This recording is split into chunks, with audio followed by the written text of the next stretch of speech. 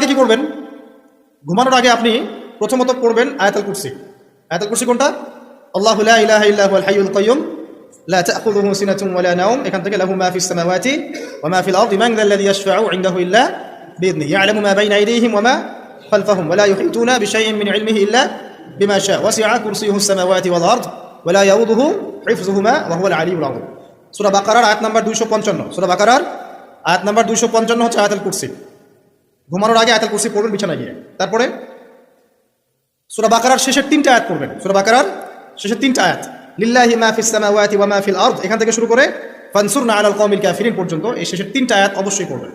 ঘুমানোর আগে যে ব্যক্তি আয়াতুল কুরসি পড়বে, আল্লাহর পক্ষ থেকে একজন ফেরেশতা তার কাছে থাকবে সারা রাত। এই ফেরেশতা ওই ব্যক্তিকে পাহারা দিবে ইনশাআল্লাহ। কোনো বিপদ আপদ তাকে স্পর্শ করবে না ইনশাআল্লাহ। রাতের বেলা অনেক বিপদ হতে পারে, চুরি হতে পারে, ডাকাতি হতে পারে, তারপরে আপনার দুষ্ট জিন শয়তান উৎপাত করতে পারে। এছাড়া আপনার জাদুবিদ্যার কাজ হয় রাত্রেবেলা, মানুষ এগুলো করতে পারে, কুফরি কালাম করতে পারে, ক্ষতিকর প্রাণী আপনাকে কামড় দিতে পারে, অনেক কিছু হতে পারে। আপনি তো ঘুমের মধ্যে আছেন, আপনি জানেন না কি হচ্ছে। অতএব আয়াতুল কুরসি পড়বেন, ইনশাআল্লাহ আল্লাহ পাক আপনাকে হেফাজত করবে ইনশাআল্লাহ। আর সূরা বাকারার শেষের 3টা আয়াত কেন পড়বেন? কারণ নবী সাল্লাল্লাহু আলাইহি ওয়াসাল্লাম বলেছেন রাতের বেলা সূরা বাকারার 3টা আয়াত যে ব্যক্তি পড়বে